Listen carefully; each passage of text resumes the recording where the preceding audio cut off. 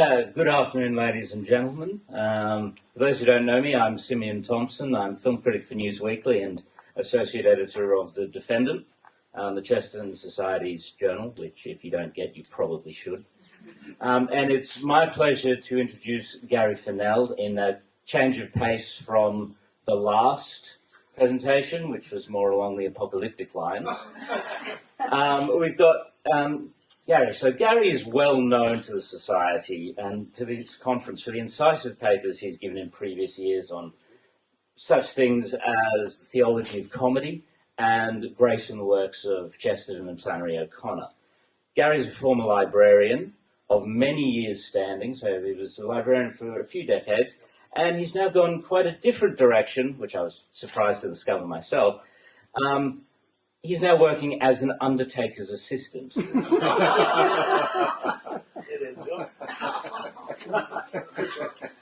lives in Foster. You wanted me to add that in. Last guy to let you down.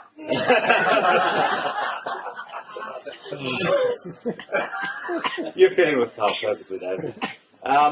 Gary's been writing for Studio Magazine, a Christian arts quarterly, for 2 decades, and for the past 6 years has been a regular writer for Quadrant, publishing essays on literature, philosophy and religion, as well as short fiction. Gary has completed his long-term project. I think the last few years we've been hearing about his project getting close to completion. He's finally completed it, a thematic treatment of the Hebrew wisdom books of Ecclesiastes and Proverbs in combination with the works of Blaise Pascal, Edmund Burke, Soren Kierkegaard, and of course G.K. Chesterton. And it's now under submission at Ignatius Press. Oh my God. Not accepted yet.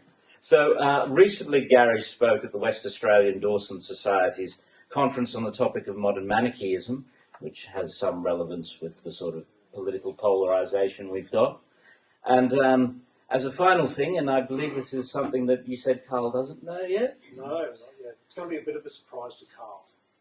Gary was accepted into full communion with the Catholic Church last Saturday.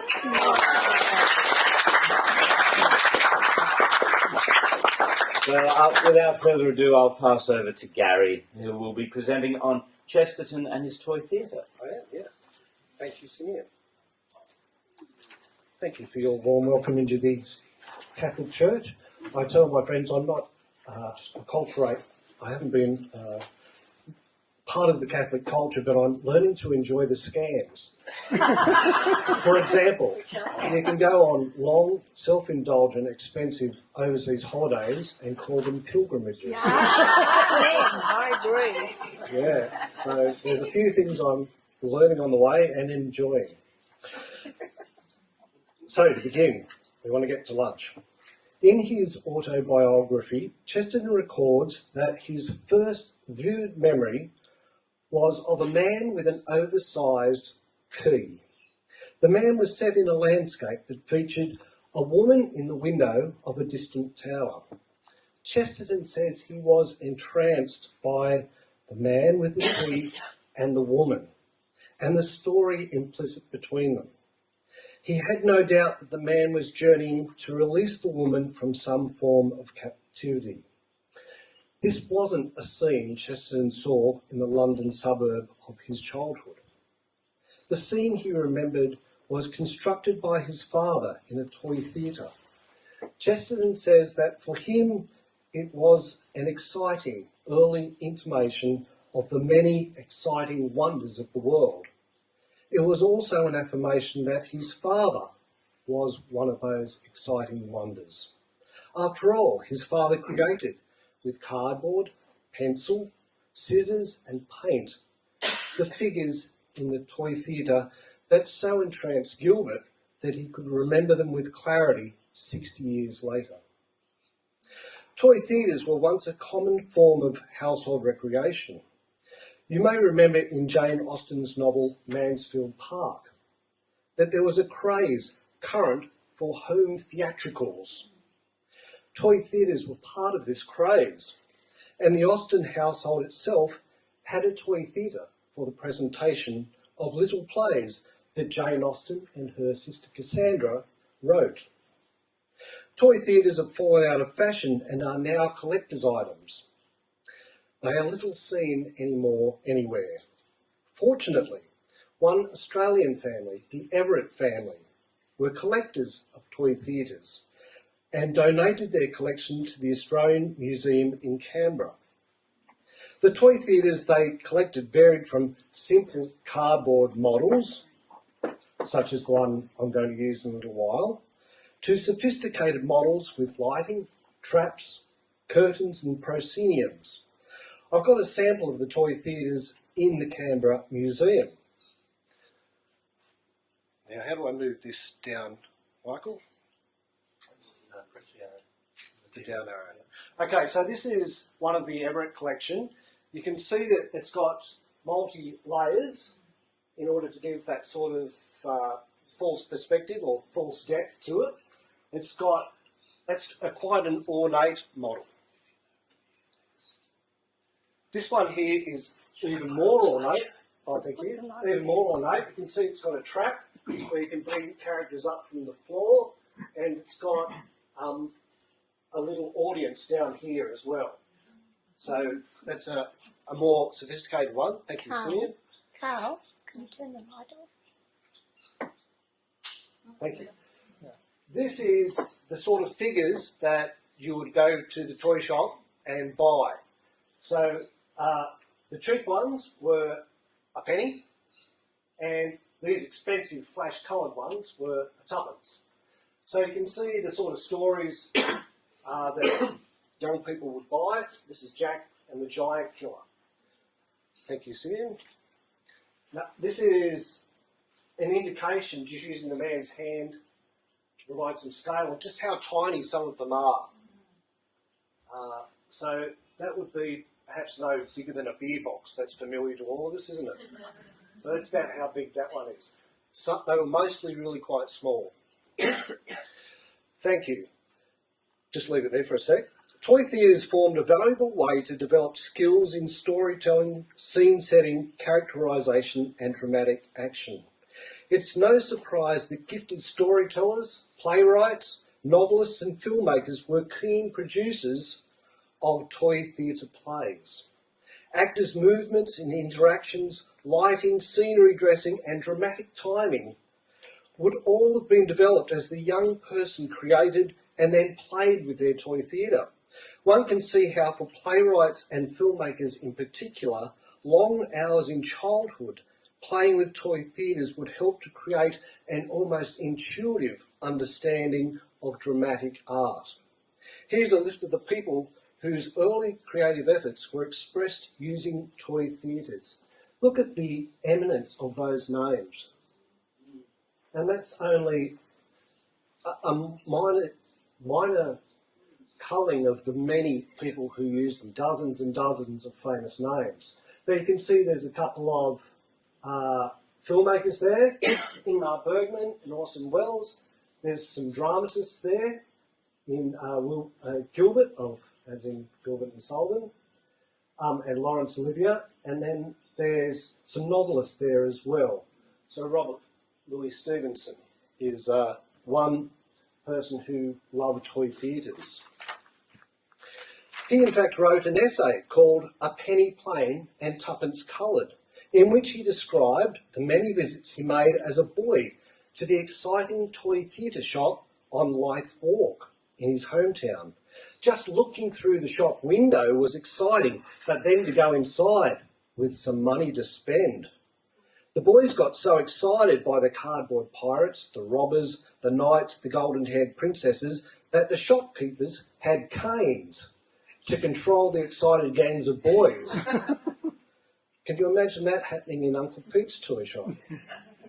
They gave the boys a whack if they got too rambunctious. Here is a quote from the essay, A Penny Plain and Tuppence Coloured.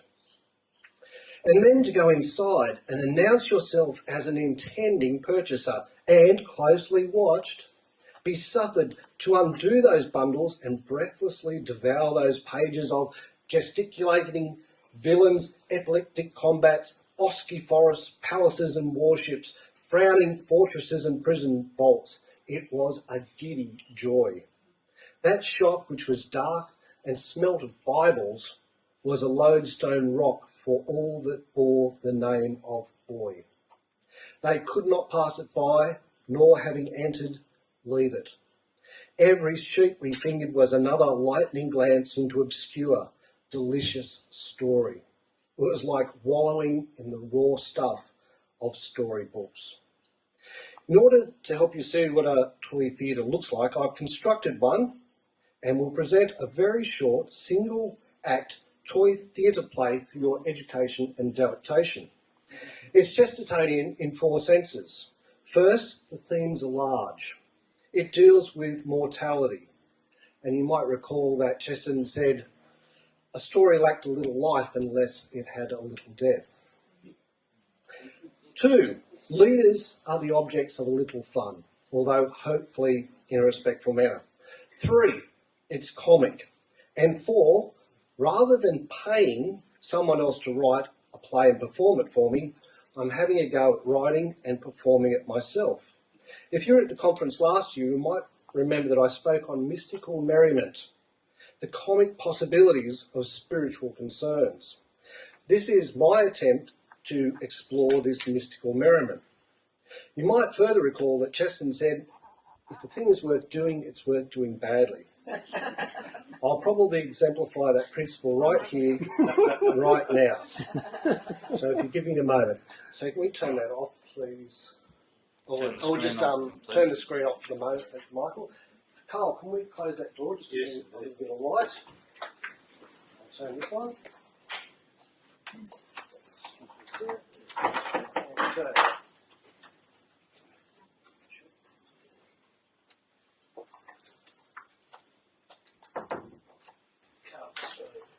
Okay, that's all right. You've got the back of that chair. Yes. Thanks. Okay.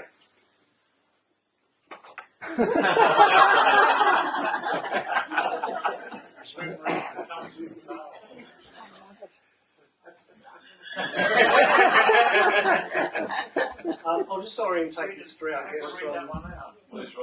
Okay. Disclaimer, any deliberate resemblance to an actual person is entirely coincidental. I'm just going to orientate this for our guests from the Northern Hemisphere so they feel more at home. Thank you. That's better for us. That's what I thought. We're polite here in Australia.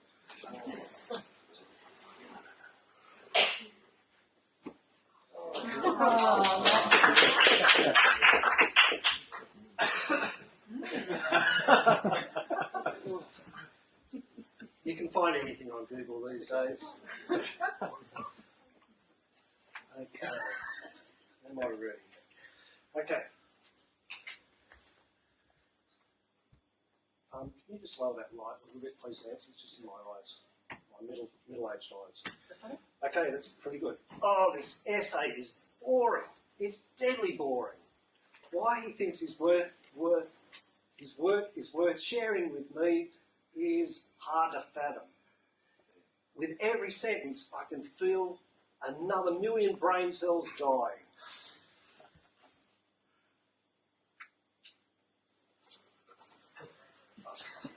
Wait, what's happening? What's going on? Who are you? You have to ask? The dramatic entrance, the skeleton, and the side don't give you a clue? I'm the Grim Reaper. Oh, sorry, I'll do that one. What do you want? What do I want? Are you kidding me? It's time to go, to check out, to say, hasta la vista, Carl, baby. But I'm not ready. You're not ready. If I had $1 for every person who said that to me, I'd be richer than the Saudis. Hey, a moment ago I heard you complaining about what you were reading. It was pretty bad, huh? It's an essay by Gary Furnell. He emails me his work, as he calls it. He's got no style, no sense, nothing to say, and he's long-winded. It's a killer combination. Ah, that checks out. It says on my job sheet that you die of boredom. Great, problem solved. I won't read his junk again, I won't be bored. Not so fast, Carl. I can't go back to the underworld empty-handed. Hey, your voice is pitched a little high. I thought you'd have a deep, solemn, serious voice. Jeez, you are annoying. I'm going to enjoy taking your soul. Let me explain the obvious, Carl. I'm a spiritual being. I don't have testicles. So yeah, my voice is a tad girly. And if you don't mind me saying, I thought you'd be wearing dark flowing robes and have a black hood over a chalky white face. Oh man, that Ingmar Bergman movie really stereotyped. Look, mate, this is Australia, a place not known for its formality. And it gets hot. Now, it's my turn to make an observation. Somebody visits you, obviously come a long way, and you don't offer any refreshments? How about getting me a beer or putting out some chips or pretzels? Oh, yeah, you're right. I'll just go to the shop and get some. No, wait, Buster. You stop right there. I know that plan. You'd rush straight to the hospital and get resuscitated. Oh, hey, that reminds me of a funny story. Last week I collected the soul of a big, fat, middle-aged guy. A pathetic bachelor. Naturally, it's a heart attack case. Anyway, I do the gig. Bang, he falls down dead. Right then, the doorbell rings. I'm polite, so I step over his carcass and open the door. Ring-a-ding-ding. It's a pizza delivery. 2 pizzas, garlic bread and large Coke. Ordered and paid for online. I sat in his lounge, put my feet on his chest and feasted. Man, some days you just get lucky. Yeah, you got lucky. What about the fat bloke?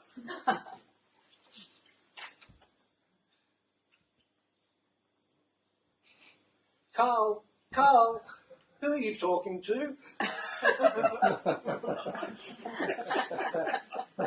Nobody, dear, it's nobody. Carl, I hope you're not telephoning Pope Francis again. Everybody knows the Catholic Church is trouble-free, so I'm sure the Pope doesn't need any help or advice. No, dear, I'm not phoning Portage. Okay, I'll bring in a cup of tea in a minute. Who was that? That was my wife. Your wife? Oh no, man, that's no good. Why, what's the problem? She's very nice. I don't like the wife around when I take the soul of a husband. I had a very bad encounter in Berlin in 1945 when I took 2 German husbands. I'm still suffering post-traumatic stress syndrome about it. Really? What happened? Well, it's the end of World War II. It's a busy time. I'm working long hours, not getting any sleep. I go to this underground bunker to take the souls of these 2 Nazi bigwigs, and their wives find out about it. These 2 housefrows go crazy and start beating me black and blue. You can't take my husband, he's a good, decent, gentle man, screams the blonde. My husband is the last hope for humanity, said the brunette. I'll never forget the names of those 2 hellcats, Magda Goebbels and Eva Braun. Cool, bad day at the office. Ever since I get real nervous around wives when they get cranky. Yep, most men know that feeling. Listen, you're a Chestertonian. Here's a paradox. How is it that a man's wife can be his most relentless critic and his staunchest supporter? Anyway, this is your lucky day. You get a reprieve. If she's here, I'm going.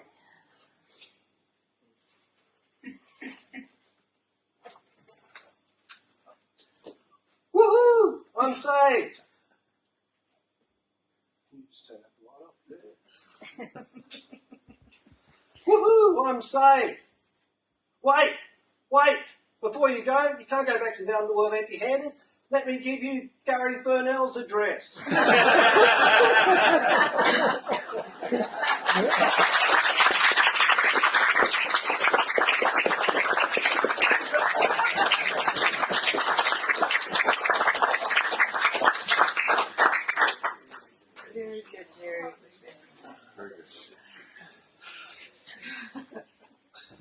When you look at that toy theatre, you are looking at a type of window. A selective window for sure, as all windows are. They don't show everything, only what they allow to be seen. In the same way, a computer screen, a television screen, and a cinema screen are windows that allow you to see what has been chosen for you to see by someone else. In other words, they are purpose-filled frames.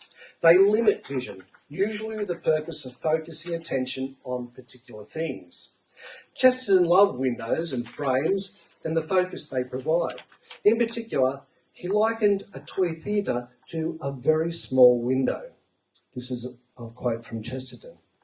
The philosophy of toy theatres is worth anyone's consideration. All the essential morals which modern men need to learn could be deduced from this toy. Artistically considered, it reminds us of the main principle of art, the principle which is in most danger of being forgotten in our time. I mean the fact that art consists of limitation, the fact that art is limitation.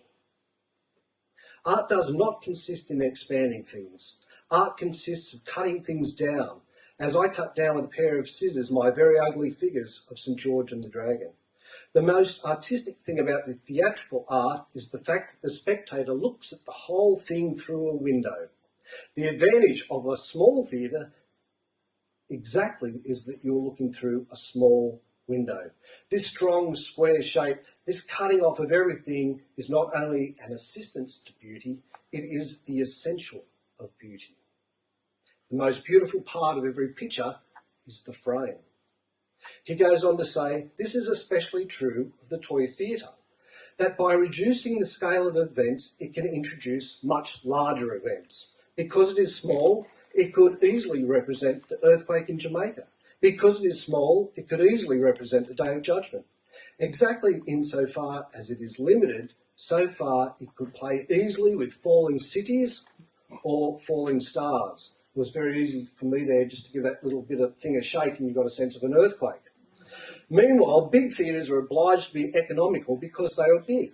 When we have understood this fact, we shall have understood something of the reason why the world has always been first inspired by small nationalities. The vast Greek philosophy could easily fit into the small city of Athens than it could into the immense empire of Persia. In the narrow streets of Florence, Dante felt that there was room for purgatory and heaven and hell. He would have been stifled by the British Empire. Great empires are necessarily prosaic, for it is beyond human power to act a great poem upon so great a scale. You can only represent very big ideas in very small spaces. My toy theatre is as philosophical as the drama of Athens. End of quote. Making things small makes it much easier to deal with grand themes. In real life, my guess is that it would be very hard to get Carl and the Grim Reaper in the same room, let alone engaging in banter. Even if I employed two actors to undertake the roles, it would still be costly and tedious to arrange. If I make them small paper figures, it becomes very easy. There's more freedom to be found in a small scale than in a large scale. That's one of the points Chesterton makes about art. The good news is this principle massively increases the potential for people to be involved in expressing their own creativity. If we combine toy theatres with YouTube, for example, then the potential to explore and then export our creativity becomes immense. You may be aware that most Easter times and around Christmas time, somebody puts on a Lego performance of the Nativity or the Crucifixion and Resurrection. They just have simple Lego figures, still frame photographs, and they read the story out over the top. It is remarkably effective. The simple technology of toy theatres and the powerful technology of YouTube await a talented Catholic artist or team of artists to present a richly human, multifaceted, and hopefully comedic vision to the world. It would be easy to do. Toy theatres might yet experience a rebirth. Uh,